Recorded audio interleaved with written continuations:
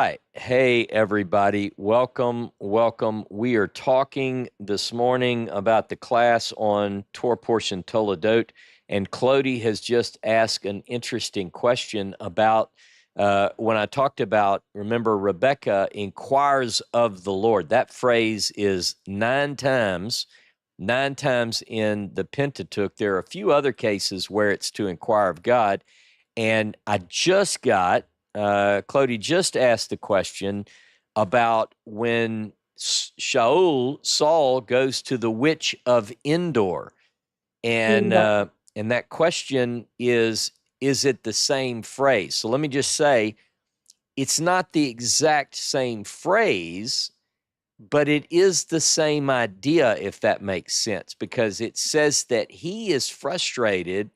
Shaul is frustrated because he's tried various methods to contact the divine realm, and he's unable through the various medium that he knows. And so he goes to this spiritualist, if you will, the witch of Endor, as I think the authorized version puts it. So, but I'll have to look at that and see, if it's what the Hebrew actually says. You might get there quicker, Clody, but let's look at that. Do you remember? Let's see if we see what it says in Hebrew. It's going to be, let's see. Let me find it. 1 Samuel 28. 1 Samuel 28. Let's look at that.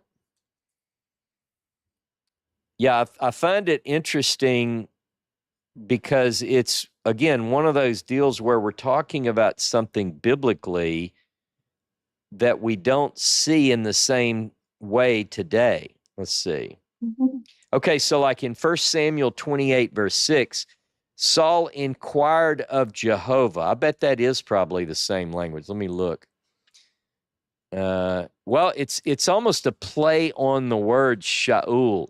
It says, Vayishal Shaul Bayehovah. And he asked, remember, Shaul is, it means to ask. And so his name, it's almost a play whenever you get, remember, God didn't want a king and they asked for a king. So he's kind of what you ask for. You get what you ask for.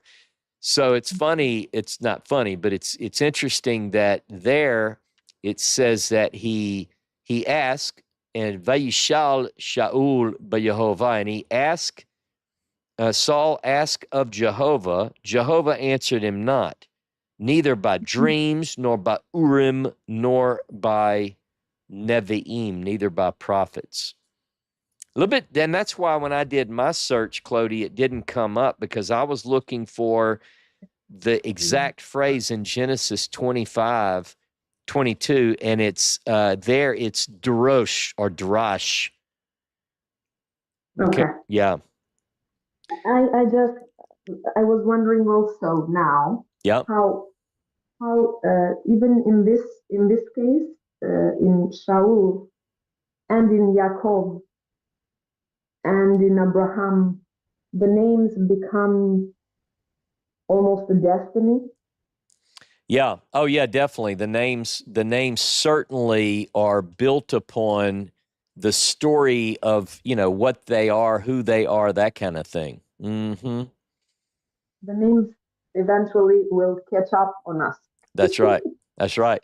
By the way, I see a note Elon put, look at Exodus 18:15. Yeah, I just mentioned that right before we went live with the YouTube audience, but Exodus 18:15 is, I'm being very picky. I'm being very specific. So if I say, inquire of Jehovah, there are only 9 passages, which I pasted in the comments on the Zoom call. I can paste those in the YouTube as well. But the phrase that Elon brings up is the other phrase, and that is to inquire of Elohim, Exodus 18:15. You go, well, it's the same thing. Well, it depends, because I think that it is related idea. In fact, the other passages I have, 2 Kings 1:3 and 1:6 and 1:16, the phrase is to inquire of Baal Zevuv. We say In the South, we say Beelzebub. Yeah. Jeremiah 37:7 is Jeremiah says to inquire of me, meaning it's a message where a prophet is inquiring of God. And then Ezekiel 14:7 is the other. So, but again, you're right in the sense that to inquire of God, according to the biblical narratives, particularly the later narratives, Clody and everyone, it's you're going to a prophet. And my point in the class today was the only prophet, the only one known or mentioned as a prophet in Genesis is Abraham. So what does that mean? I don't know. It begins there. So Even the way that Isaac was doing was saying the blessings to Jacob. You could, as you were talking about inquiring of Abraham, I was thinking that perhaps Abraham was there, like he told and retold his nephews and his son the stories about listening to Jehovah. yeah, You could feel perhaps the same language or the same narration. As to what you were just talking about, 2 Kings 4:22, the woman whose son dies, and she called to her husband and send me a servant and a donkey so I can go to the man of God. I like that. Yeah. It just reminded me of that.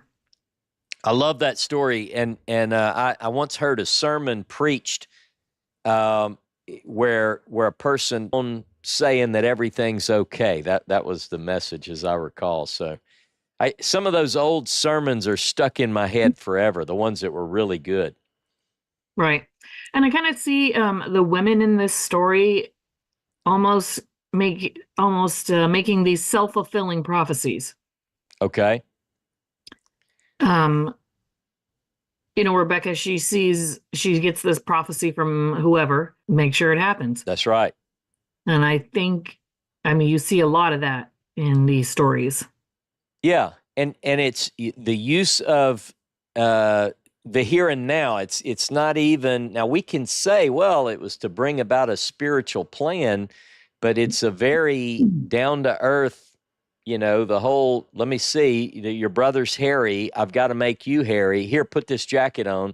But you can see, why is she doing that? Because she cannot possibly have the blessing go to the elder son, because she has heard, whether rightly or not, she has heard that the elder will serve the younger. So now I remember reading a rabbinic commentary on, how do you justify this? And so sometimes the blame is shifted back and forth so that hopefully neither of them are found guilty. But if you can't blame Jacob in some of these stories, when in fact he's part of the plan, And the older serving the younger is a kind of a theme throughout a lot of the Tanakh. Yeah.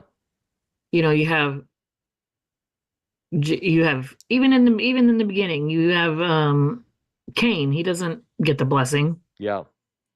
And then the way to Solomon. Yep. He's not the oldest one.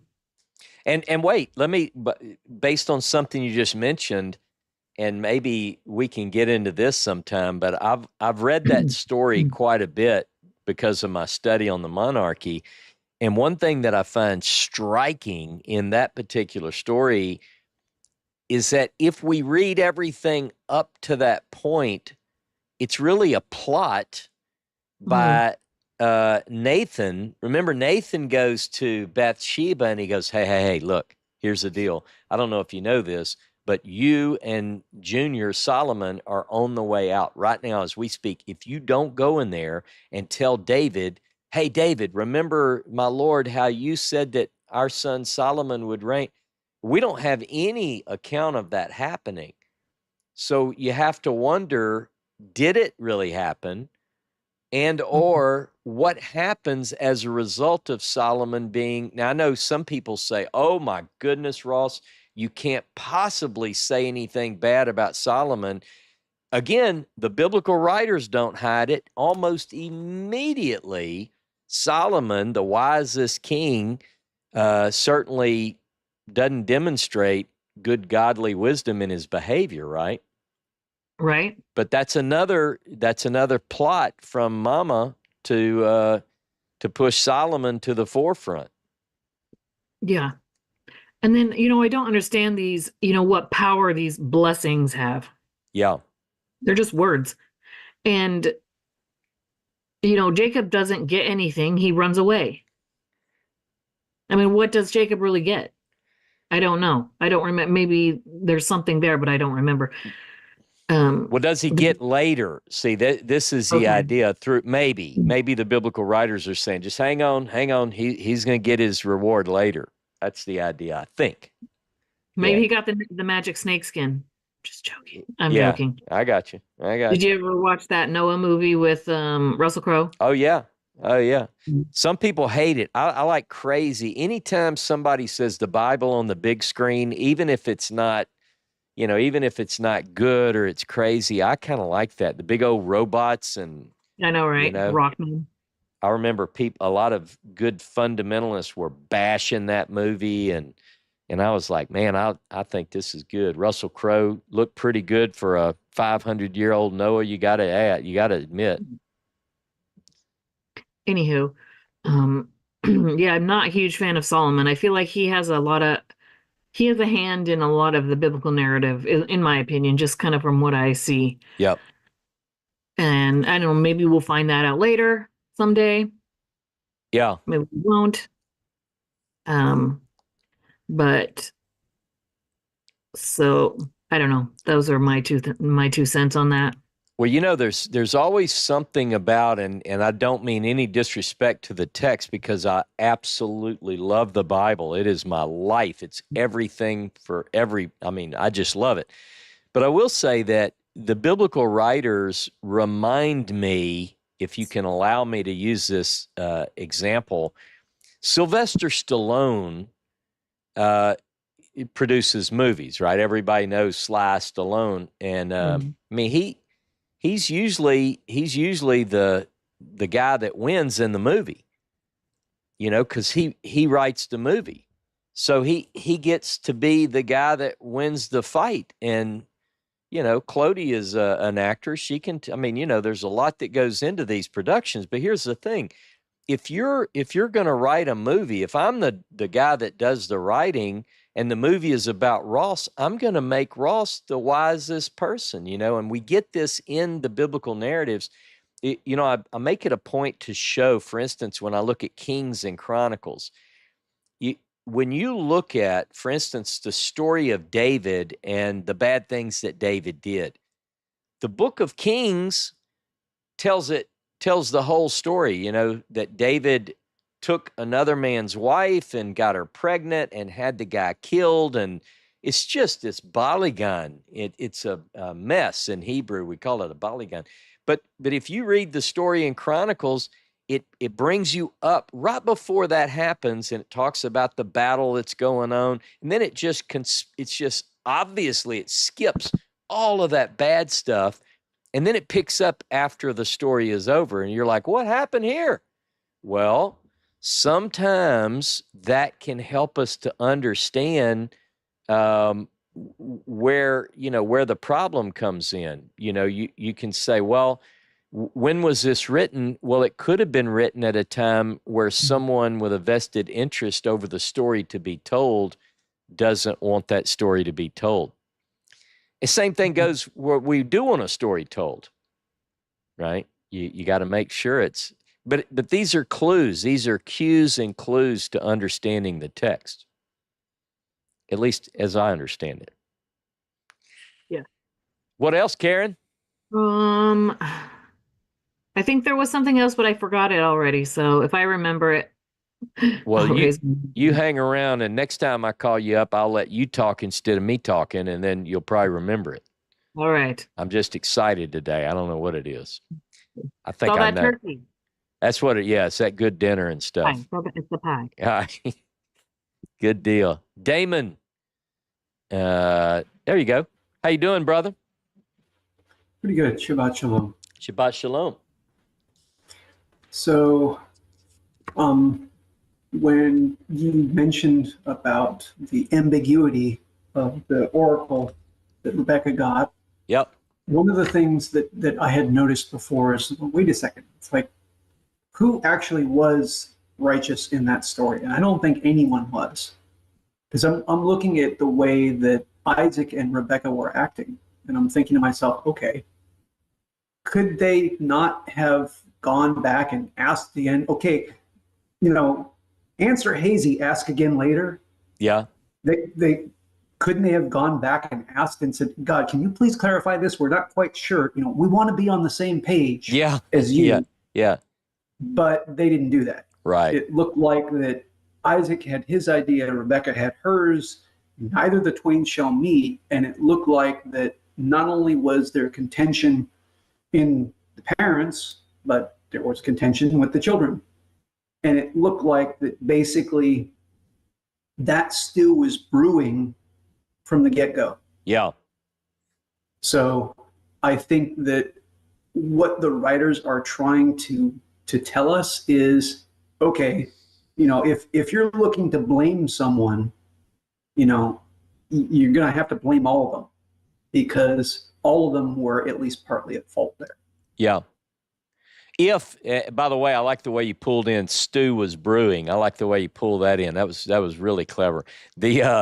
The thing is, we wonder though, or I wonder, does Isaac even know about this word that came from God? And we can extrapolate certain things from the text, but we had to wonder, because we don't really ever get this conversation where Rebecca said, Isaac, what are you doing, man? Remember when I told you that God said this? I mean, none of that happened. So we don't know. True. That, but I mean, I'm just saying, it could be that she said, honey, the Lord told me this. And then Isaac preferred Esau over, I don't know. Well, let's look at it this way. As you pointed out, the only prophet that was around was Rebecca's father-in-law, but that was Isaac's father. It's like, if anyone's going to know what this means, it's got to be me, because I'm daddy's son. Yeah. So again, I think that there's a good, not a perfect, but there's a good case to be made that both of them knew about that, and that you had one coming from pride and you had the other one coming from, wait a second, as you pointed out in the class, Rebecca was the more sensitive one. So if anyone was going to be able to discern, okay, which child would deserve the birthright, conceivably it would have been Rebecca, but then why didn't Isaac hear that? It's like, hey, I'm noticing this kind of behavior. Maybe he should be the one with the blessing. It's fun reading these stories, though. One thing, I don't know if, and really, honestly, not to be argumentative, I don't know that Rebecca is more sensitive. I would certainly say that Rebecca comes across, I think, purposefully as the stronger of the two.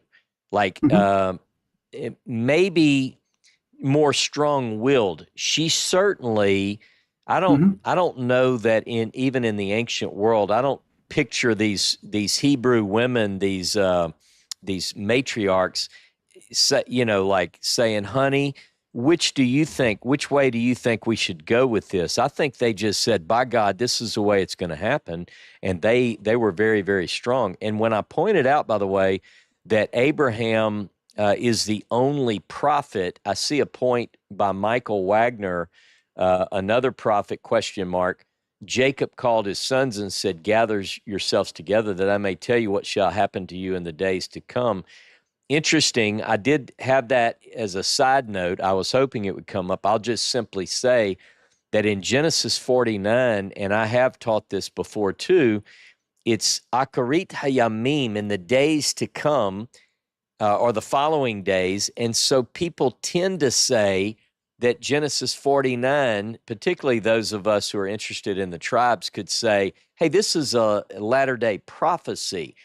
But just to clarify, when I said that Abraham is the only prophet, he is the only one called a prophet, might be a better way to say that. So I apologize if I didn't make that clear. And also the question came up, okay, well, you know, what about these blessings that are being given on the children? It's like, okay, why can't you go back and say, no, this came about through deception. I need to fix that. Yeah. And good question. But what I think is going on is there is a special cultural practice that, okay, it's the end of this patriarch's life, and he's going to give a blessing from God on the next generation. So I think the idea is that God is speaking here through this person. But the question is, okay, God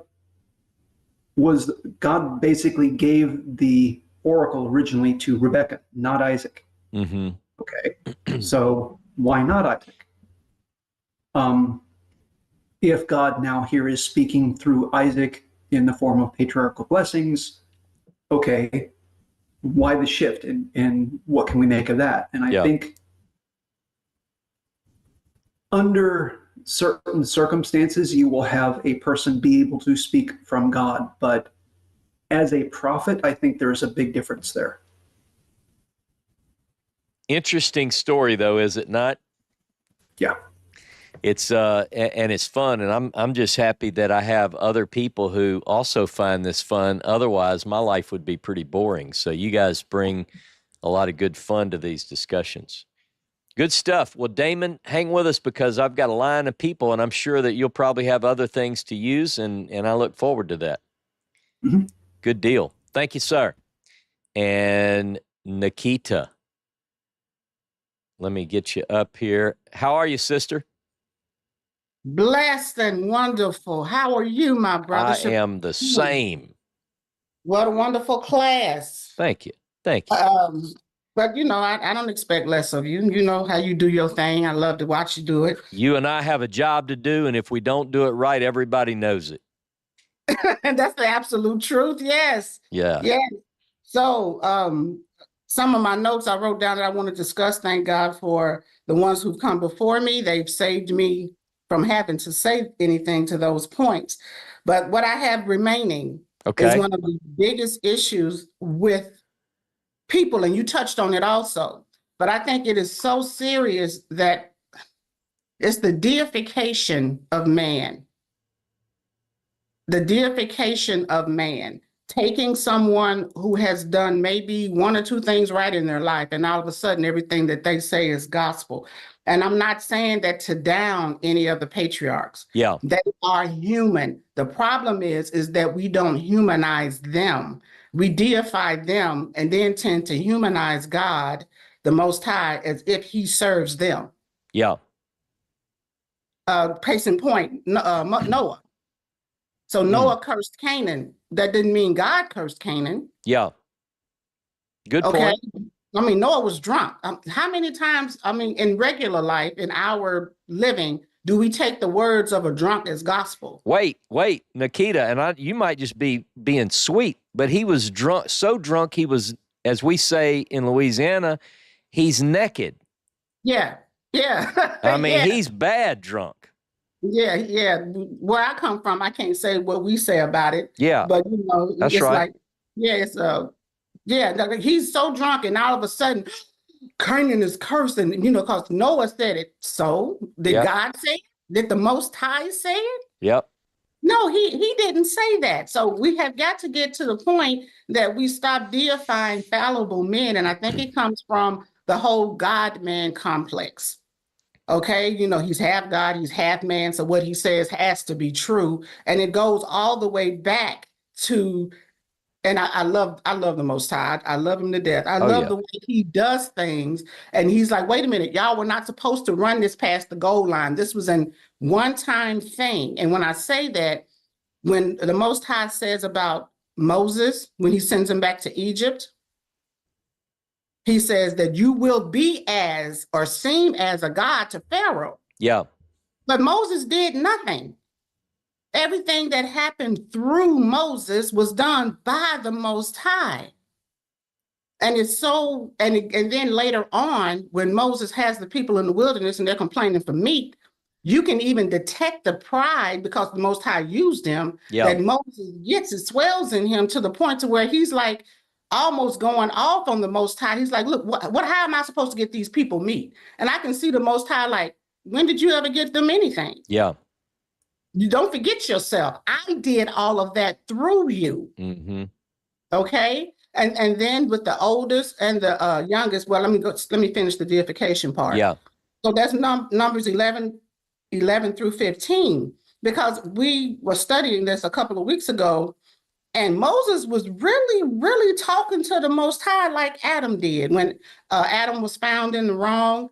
And the Most High says, did you eat the fruit? I'm like, the Most Right. High's asking the question. And Adam just like, I didn't ask you for this woman.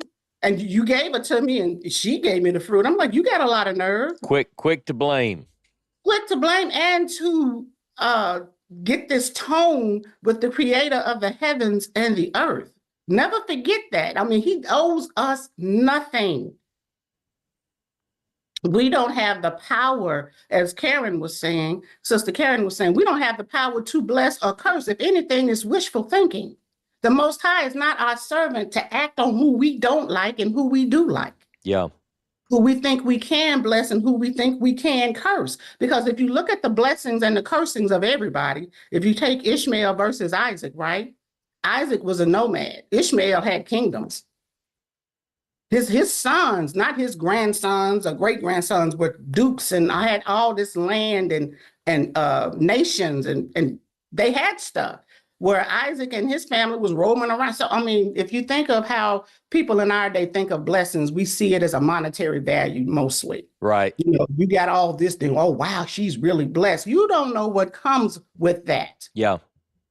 And then when you have Esau and Jacob, it was the same thing. Jacob was running for his life. Esau said, look, man, thank you for your offering, but I got more than this. I'm good. I got, keep your stuff.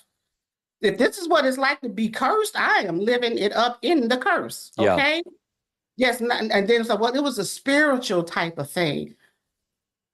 Rebecca, nor Isaac, nor Abraham had the ability to bless or to curse. God, the Most High, does not give us that privilege because we don't know the whole story of why anything ever happens. Because if we did, we would run around willy-nilly blessing and cursing anybody that we did or did not like for whatever reason. Yeah, and just to jump in on that point, I see in the stories, Karen and others have kind of brought it up. You've touched on it as well. It's like sometimes we see the biblical personalities involving themselves, maybe overstepping where this should be, and where the flow of the narrative is intended, but you see it quite often. And in this case, we're left to wonder, how should that original word to Rebecca have been perceived, and did it mean that for one to receive one thing, did the other have to take the opposite? I think that's because we see also, I'll just make this point, we see also that at times, when Abraham says, oh, let Ishmael live, he said, yeah, Ishmael is going to be a father of many nations, and he'll have this and he'll have that, but it's through Isaac that so it's not like one has to be diminished for the other to be chosen for this particular task. I think that's what we lose track of, at least. Absolutely. And because we are so eager to jump on the label. Okay. Yeah. And people love labels. I'm Jewish, I'm Noahide, I'm Judah, I'm from this tribe and that tribe. And no one ever picks Asher. No one ever picks Naphtali. No one ever picks any lesser known or, tribe, because we got to stop that in the sense that these labels tend to puff up pride and distort your vision into thinking that anyone that the Most High created is not welcome to his table. Yeah. I mean, we had talked about this last week, I believe, where I was like, Uriah was my man. I favored Jonathan as king over David. Yeah. So it doesn't mean that one person out of all these children is going to be the only righteous person that there is. Mm-hmm. There are righteous people everywhere. And when we start saying, well, these people are versus these people, you don't know every person in that nation. And the Most High even brought that forward with Abraham, as far as Sodom and Gomorrah being destroyed. Yeah. He said, even if the whole nation is wrong, if I can get 10 out of there, yeah, I'll save it for the sake of the 10. Yep. Okay. And then we're like, well, he got Lot and his girls. Okay. Where's all the righteousness in that? The Most High did it for the sake of Abraham. It doesn't mean necessarily that Lot himself was righteous. Yep. And by the way, what we find is that you bring up an interesting point. I remember several years ago when I first learned about the lost tribes, and I was so excited because I think because of my love for the biblical text, I thought I must be a Jew. I must be lost Israelite. And I know the difference between being of Judah and of Israel, but I felt like I must be from the lost tribes, and so I couldn't wait. I did my DNA test, and I know different people have different views of this, but anyway, it basically says you don't have any connection genetically whatsoever with what we know of people who are quote unquote known Israelite. You're not even remotely connected whatsoever. But here's the beauty of what I now understand. The biblical text says, and you don't have to be. We get people from, this is what's so amazing about the plan of God. Some of David's mightiest warriors were, look at the Hittite, look at Uriah. I mean, there are people that are connected to the plan of God and the people of God and the execution of God's ways on the planet that are not, it's literally, as we learn in Second Temple Judaism, through people like Jesus and other rabbinic teachers and all through the Hebrew Bible, there is this idea that God can raise up sons from rocks. Yes. And I think you read Isaiah 56. Those who are not my people, who are strangers, this idea that you're not even Israelite, that you can, those who attach themselves to the covenant and the Shabbat, you can be in a place better than sons and daughters. Anyway, absolutely. I hear you. Say that again. I hear you. Say that again, because everyone wants to strive to be something that the Most High is like, okay, you need to stop doing that. I don't want you to act like Abraham. Yeah. I made one Abraham to be the Abraham that he was. He did what he had to do. That was his free will. Use your free will to strive for righteousness. That's why the 10 righteous dictates, the commandments, are so important. The other thing, we're getting in God's business. That is not our business. That's God. That's the Most High's business. And, the thing with, he hated Esau and he loved Isaac. Okay. I mean, but how do we know? I mean, I see the words and stuff. You look at the lives. Esau, that big fifth commandment, honor thy father, thy mother. He was with them, from what we can tell from the text, till they died. He took care of them. Mm-hmm. Now, if they weren't so with the daughters of Heth, that issue, but none of Jacob's wives are feeding you and taking care of you. None of them, they didn't get the opportunity to do that because they were, over in where Laban was. Yep. So, it's you have, and it happens nowadays, you have, a parent and they have more than one child, but one child is like the caretaker of the elderly parents, but the parent's favorite doesn't live in the house. They send money, but they don't do the physical labor. That's right. And the child is doing all of it, is taking the brunt of their old age, so to speak, the grumpiness. Yeah.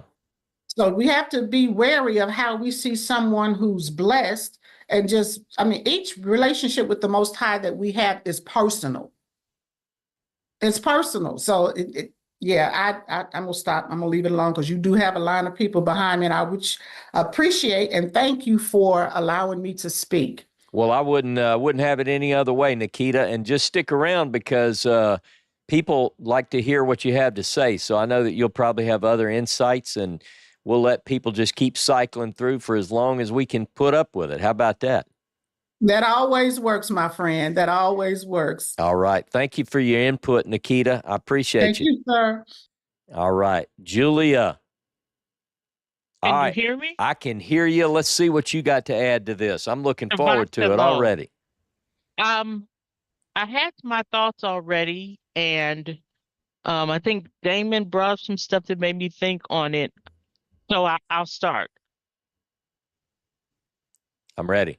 Everyone, it seemed like they had choices and they made the choices. If we go to Esau when he sold his birthright, it seems, looking at the text, he was callous enough to say yes, but that doesn't let Jacob off the hook because then he said, he brought it up. Tell it to me. Swear. These are choices that they made. Yeah. When it came to what Jacob did to Isaac, reading the text, Rebecca said, here, I'm going to get the goats. I'm going to cook it like he likes it. Take this into your dad. She did not say deceive him. She said take it into your dad. The choice could have been to say, hey, is that you, Esau? No, it's me, Dad. It's Jacob. But can I talk to you? Because I heard what you want to do for Esau. He could have brought it up that way. When he brought up the deception, his first thought when Mom said, take the stew was, but he'll think I'm deceiving him. She loves Jacob. She loves her son because she thought, hey, this is what I heard. He's supposed to be the first one. She goes right along with him. That was also her choice. She loves him. He said it. He thought it up. So she was like, oh, okay, he already nervous. Let me do this. She could have said, just go into your dad and try. There were choices made all through it. Yeah. When you look at Esau, when he chose the Hittite women, it never says to us that he knew how they felt, but the text seems to imply that he did, yet it seemed to not be a big enough deal. He was like, it's not a big deal. I like him. You know how we feel? Yeah, whatever. It seems like he didn't care so much about what they thought about that. Yeah. So maybe they thought, really don't care about family. Maybe it came up when when Dad said, oh, I gave it to Jacob, I can't give you any more. Maybe that was on his mind because maybe Rebecca said he's the stronger one. So she said something to Isaac about who Esau married. These were different choices as the story goes along, where there could have been different things that happened if different choices had been made. Yeah. And so for me, that's what it looks like. The story is telling us, not that you're just supposed to see who's the good guy, who's the bad guy, who's this. It's showing you sometimes these choices can lead to things that are not good things. Yeah, and just if I can jump in, one quick point is it's like where Nikita was talking about too. It ties in together with what you're saying. When we read these stories, we see the human element interjecting. The writer is not trying to protect. Like it says very clearly that Rebecca said, "Oh, here, your daddy's going to know with your smooth little skin, your little delicate skin, Jacob. Here, put this hairy coat on and go in there and look, roll it out on the dog or something, make it smell like outside." I mean, they're deep into this thing together. Yeah. And then the other thing that I think about, like we want to think that Rebecca and Isaac are, good, godly attendees at the First Baptist Church, and they don't have a racial prejudice bone in their body. But what if they just didn't like these Hittite girls. What is it about Right. the Hittite girls? Right. Well, I mean, maybe they were like, I don't know, those. Look, Yeah. they had laws Yeah. in the U.S. for a long time about who you could marry. Mm-hmm. I just wonder, the biblical Mhm. writers want us to see the good, the bad, and the ugly, Yes. and we shouldn't cover for that.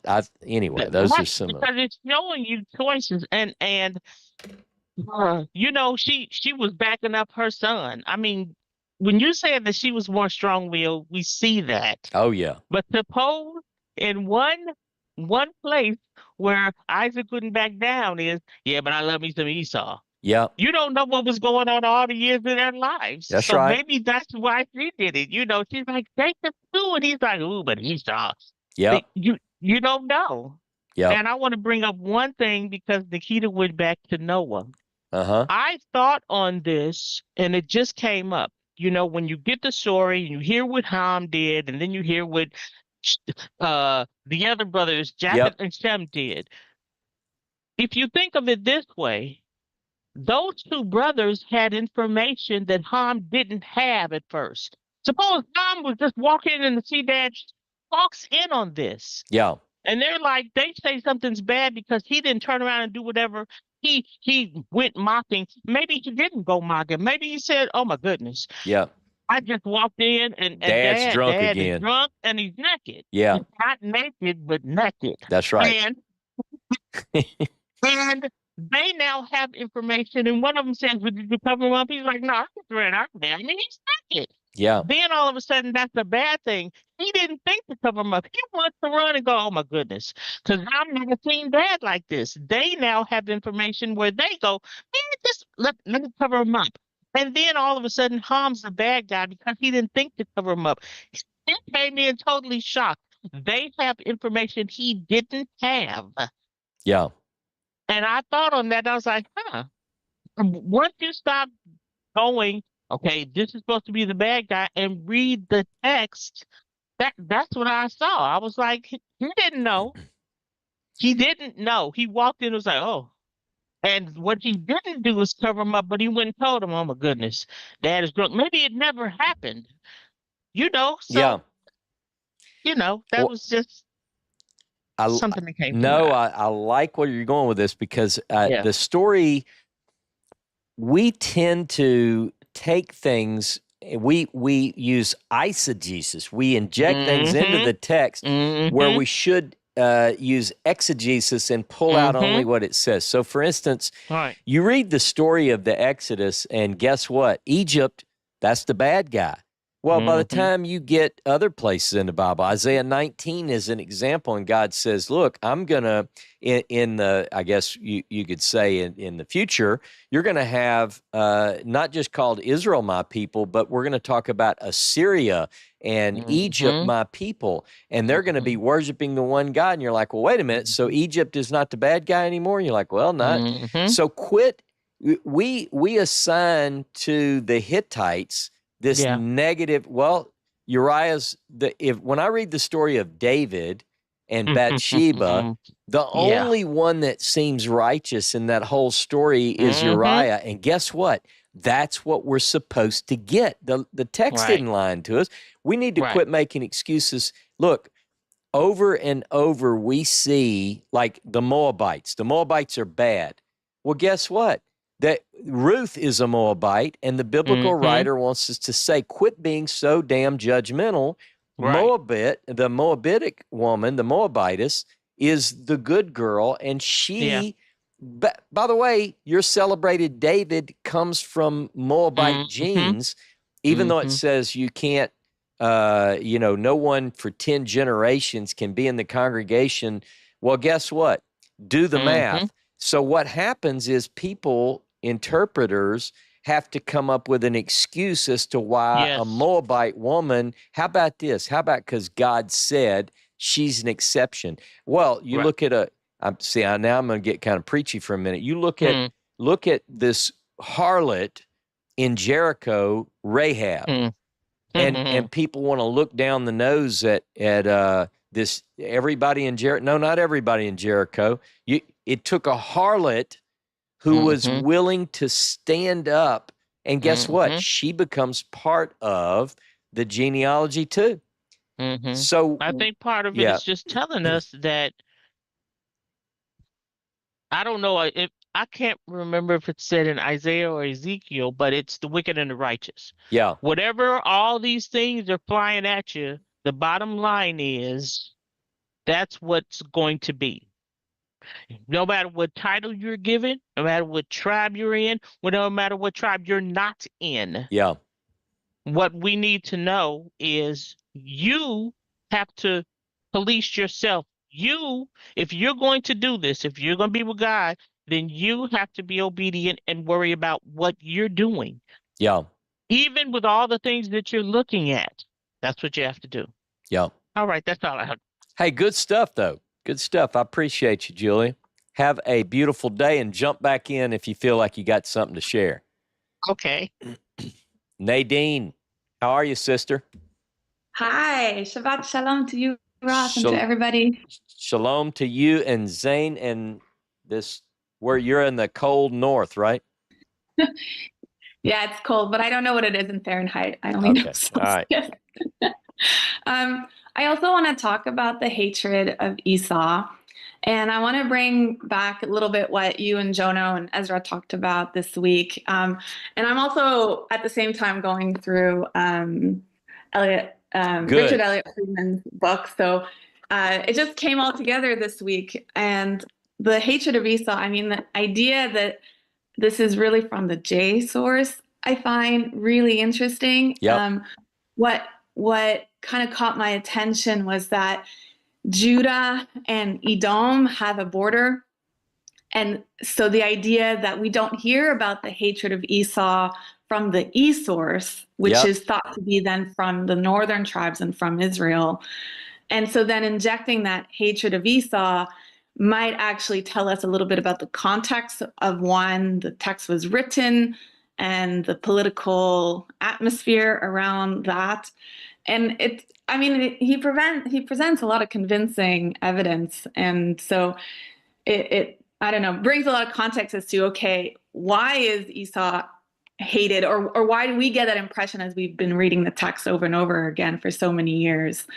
So I thought that was really interesting. And the other thing I want to point out is the connection with Esau and Edom and the color red. And something that Jono said this week that really resonated was the fact that the sun sets on Yeah. Edom, Yeah. and then it just the whole mountains go red. And then the red hair and the red lentil soup. And so again, this is a perspective that people in Judah would have as they look over to Edom and see that color red. So I think it for me anyways puts a lot of kind of context or potential context into the hatred of Esau and how it's not all the sources that hate Esau. That's right. Let me say on that one piece, Jono did relate in our discussion this week. One of the places that anytime you're in Israel and you look over to the east, you're going to see the kingdom of Edom. And one of the things that's so powerful, I remember the first time we were standing on this observation point on a tell, actually, of an ancient Judean fortress in biblical Tamar, which is in the southern point of the kingdom of Judah.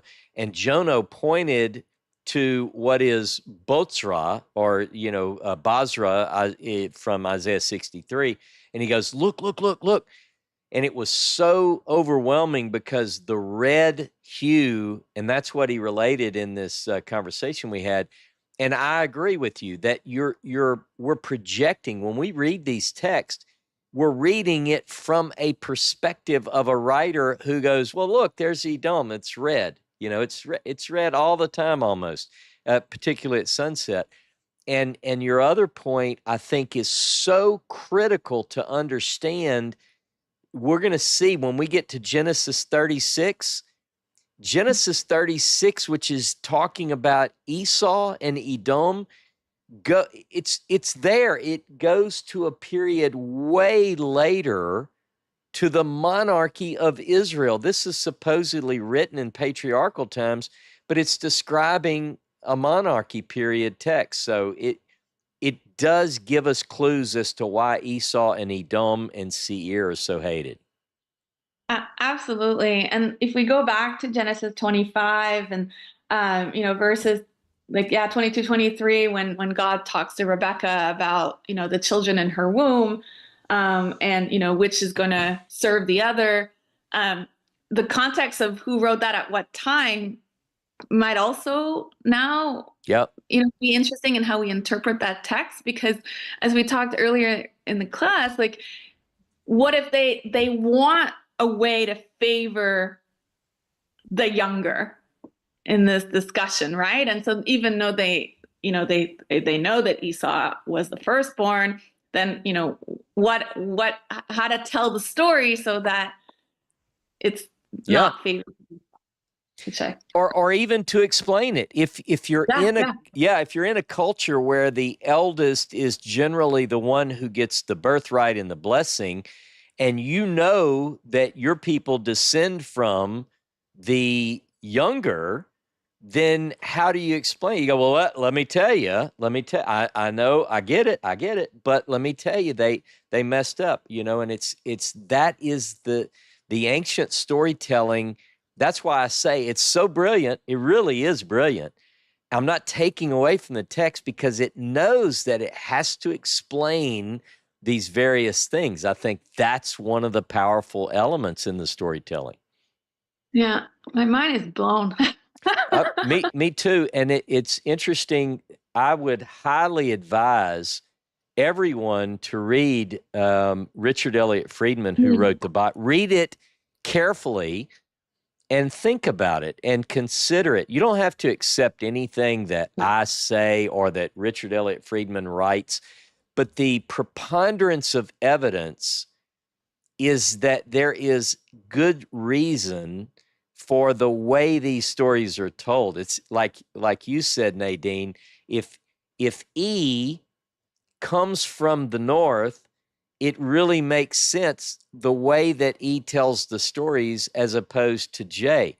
And for instance, when we read Kings and Chronicles side by side, which I've preached over and over, the reason that we think they read so differently and they give the narratives in the way that they do is because J, or that field of writers attached to the court of Judah, you can see someone in the court of Judah saying, well, we can't say, just don't tell the story about David and Bathsheba.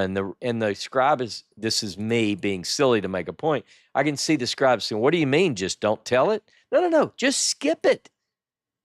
Whereas the writer in the north is saying, tell that story. Anyway, it becomes one of the greatest discoveries. And this is why I try to tell people, don't be afraid or intimidated by some of these discoveries, because it opens up the world of the Bible. I think it does. It does, but it also opens up a lot of questions, because it's like, well, which one is true? And it's like there's some truth in both of them. And so, we were talking last night and I was just like, well, every time that an event happens in all the sources, maybe, you can be sure that that's happened. But of course, it's a story. So there's some subjectivity to who wrote the story at what time. And so, I mean, it's exciting because it's like you're never done studying. And I know it. Fun. No, I get it. And, for a comparison, and this is, some people are in different places theologically, but I know that some who are on here today even, and that will hear this video later or watch this video, they're more from a Christian background. And for instance, if you read the gospel accounts, Matthew, Mark, Luke, the synoptics, and or John, you get a feel for the writer. Like I'll give you an example. Like in Mark, it's like, and suddenly there appeared to him the Pharisee, and suddenly, it's like the Gospel of Mark is in a hurry to tell the story, whereas Matthew is like, well, let me hold on just a second, as it's written in the prophet, so now, because of my life in the Bible years ago, particularly I don't read the New Testament as much anymore, but I know if almost without exception, if I'm reading a text and it says, and that is to fulfill what the prophet said, I go, well, that's Matthew. Once you get into this, the way that the scholars have identified the sources in the Pentateuch, almost without exception, now I go, that's P. That's the priestly source. Or that's J, or that's E. We begin to see, because of the style and their approach to a story, even as you started your comment off today, when you read these stories, you go, oh, that's J. It's almost always J.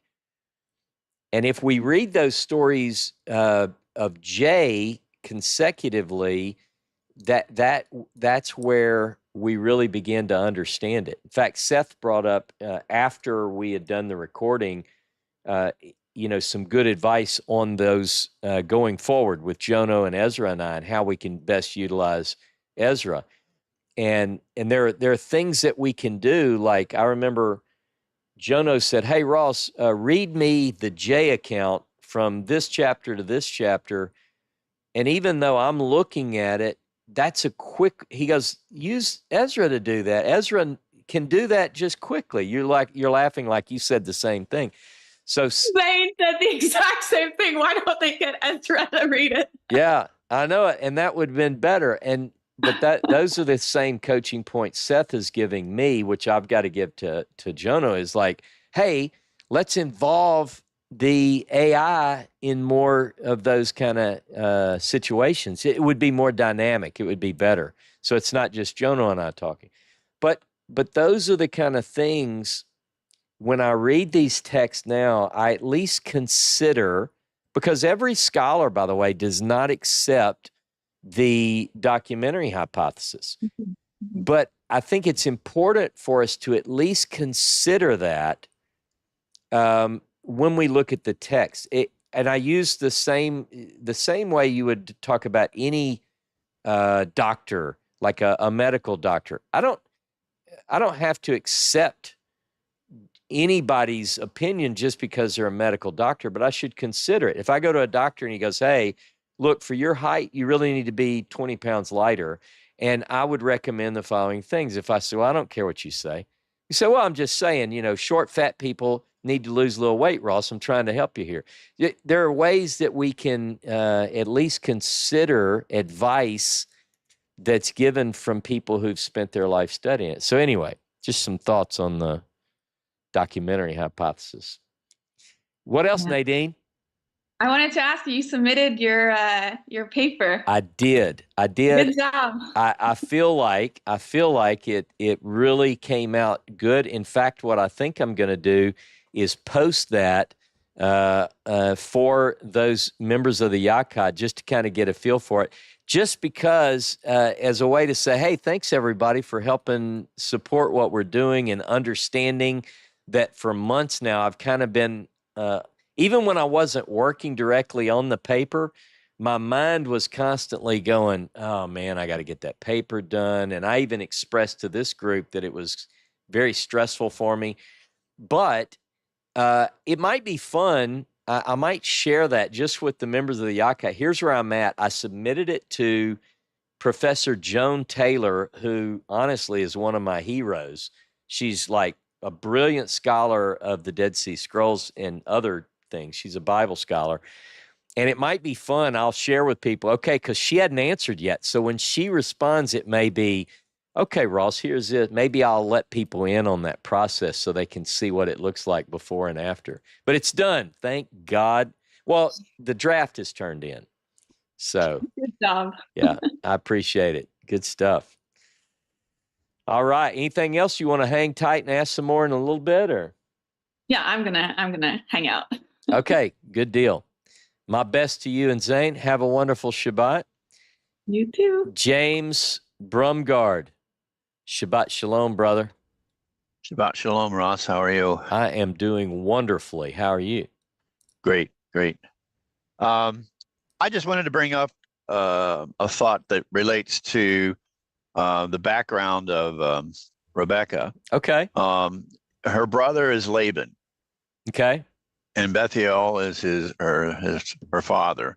Mm-hmm. And as we'll see later, as we get into more of the Jacob story, they tend to be tricksters and of a mindset that they're trying to always get the better hand in a deal.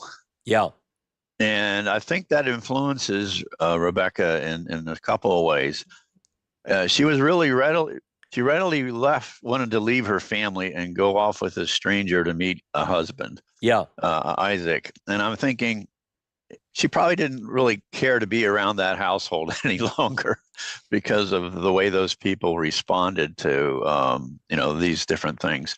Even when she was ready to leave, Laban and I think it's Laban, but it might be Bethuel, whoever it is, they want her to stay 10 days more. And I don't know, were they hoping to get more gifts from? Yeah.